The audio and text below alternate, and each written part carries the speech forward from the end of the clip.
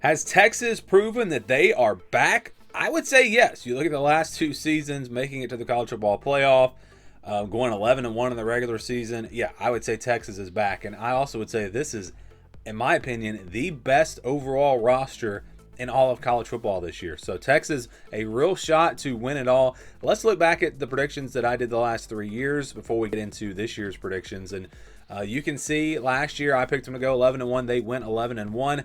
In 23, I had them at 10-2. They went 11-1. And then in 2022, I picked them to go 8-4. They went 8-4. So I've been very accurate with Texas. It's been, I guess, one of the easier teams to predict. Let's see what the prediction looks like this year. And before we go game by game, let's just talk about this team a little bit. Like I said, I think this is the best roster in all of college football. You look at their running back, wide receiver, tight end rooms. I mean, they're just loaded with talent there. Of course, Arch Manning at quarterback. We know his talent. Can he get it done in big games? You know, we haven't really seen that, so we'll find out this year. That's going to be interesting. I can't wait to watch and just see what he does. Obviously, the potential is there to be one of the top quarterbacks in all of college football. But again, hasn't quite proven it yet, so he'll get his opportunity this year. Offensive line should be solid. I think the defensive line, the linebacker group, the front seven overall for Texas might be the best in all of college football. In fact, I'd say probably, yeah, they are the best. This is the best front seven in all of college football. They're really good on the defensive line. They're really good at linebacker. And the secondary is, it's really good too. So this is going to be, I would say, the best defense overall. And like I said, the best overall roster. I don't know if I'd put them as the best offense. Maybe. I think you can make that argument as well. So yeah, we're talking about a really, really good team, and a team that I think is right there. I would say that the two teams, in my opinion, that are the favorites to win the national championship this year are Texas and Penn State. You've got some other teams where if things go right for them, especially at the quarterback position, they could be in that conversation as well. But let's get into the predictions here. We'll start with Ohio State. On the road, August 30th. Going to be a huge game, obviously. Maybe the biggest non-conference game. I'd say probably is the biggest non-conference game of the season this year. Really looking forward to this matchup. It is on the road, so that's going to be an advantage for Ohio State potentially. You've got a young quarterback for Ohio State playing in his first big game, and I would say this is Arch Manning's first big game. He has played in bigger games than Julian Sayin, but still a road game here at Ohio State. This is going to be a real test for these two quarterbacks. I think, though, this one will come down to the line of scrimmage, and that's where I think Texas has the advantage. I think on both sides of the ball, they are better up front, and that's what will win the day. So I think Texas is able to go on the road and pull off this win, maybe an upset. I haven't seen the spread for this one, but because Ohio State's at home, I would think maybe they're favored by a field goal. But yeah, I think Texas gets it done. They get a huge win here over Ohio State, and they get off to a 1-0 start. Then you got San Jose State, UTEP, Sam Houston. Really not much to talk about in those three games. They should roll and get to 4-0. Then you've got this game against Florida, a really tricky matchup here. October 4th. It's on the road. Obviously a tough place to play. October 4th, still going to be hot. Of course, Texas is used to the heat, so that shouldn't really matter. But I haven't seen the time. I don't know if they set the time for this game yet. Probably a night game. Again, I'd have to look at the other games on this day, but definitely I wouldn't say it's a noon game, an afternoon or night game in the swamp. So it's going to be a tough place to play. We know that.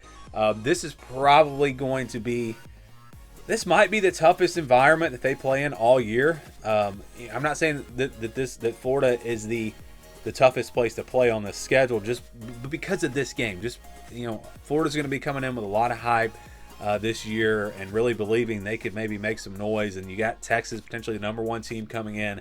It's just going to, I believe, be an electric atmosphere. So you look at the home field advantage for Florida, that is definitely going to be there, and I think it's going to be tough for Texas to pull off a win in this one. But when you look at the actual matchups here, man, I think Texas is the better team, but Florida's pretty good, especially if you look at their offensive line. I think this is going to be one of the better offensive lines in all of college football, so maybe that helps them deal with this Texas front seven. I like that matchup there. That gives Florida a chance to pull off this upset. And then, it's going to be interesting. It's going to be interesting. I think that Texas is balanced, though, on offense. That could be the difference in this game, because Florida, I think this is the type of defense that, they could probably take away the run or take away the pass, but when you can hit them with both, if you can be not one-dimensional, but to be successful in the run game and the pass game, I think this Florida defense might not be able to hold up for 4 quarters. And I just think, again, the overall talent here for Texas is going to be a little bit too much. But I wouldn't be surprised at all if we saw an upset here. So this, again, I'm having a hard time with this game. I'm going to go Texas, though. I think they find a way to get it done. And then you got Oklahoma, October 11th. This is going to be a really good Oklahoma team. I think that people are overlooking them a little bit. If John Mateer can come in and this offense can take off, kind of like it did at Washington State, they've got talent around him. Running back position, really, really good. They've got good receivers. If they can stay healthy there, the receivers should, be I think a strength for this team. I know it was not last year, but that was mostly due to injuries. So I think this offense is going to be really good, and I think the defense is going to be really good. Brent Venables is really established. He's been there for a few years, and so they've got this defense established. If there's a weakness, and I'm not going to say it's a weakness, but if there is an area maybe you can exploit, it's probably the secondary for Oklahoma. So that's something that Texas could look to do, but I just, it's one of those games. I think Texas is the better team. I think they have the better overall roster, but it's a rivalry, and we see all the time, this game does not go how you expect it to go. The underdog has won many, many times, and I think coming off of that tough game against Florida, Oklahoma just has a little bit more. I think they played like Kent State before this, so they're going to have, and I think maybe a bye week before that, so Oklahoma going to have a lot of time to prepare. I think they pull off the shocker. They upset Texas in the Red River rivalry, and they give Texas their first loss of the season. So, we're trying to dissect each game, look at the matchups, all of that, but you have to also look at big picture. And at the end of the day, I just think Texas will lose to Florida or Oklahoma. And both of those games are tough to predict. I think they win one. I think they lose the other. If they lose to Florida, I think maybe they get their focus back and they bounce back and they play really motivated and they beat Oklahoma. So I can see that going either way. But I do think Texas will lose, either to Florida or Oklahoma. And if you want to flip those around, I would have no problem with that prediction as well. All right, Kentucky is next. Road game after potentially a loss, or either way, just an emotional game against Oklahoma. Maybe Texas comes in there, they sleepwalk a little bit, but their talent will overwhelm Kentucky. They'll pull away. They should win this one. A Mississippi State team that actually I think is going to be better than people are thinking. I think that this is not top half of the SEC team, but I think they're going to be improved. I really do. Their schedule's tough, so it still might be tough for them to even get to a bowl game, but I think it'll just be a better team. Those cowbells will be out, and that's kind of a tough place to play. I could see Mississippi State hanging around in this game into the second half, but at the end of this one, I think Texas probably pulls away in the fourth quarter. I'm going to go Longhorns in this one. Then you got Vanderbilt November 1st.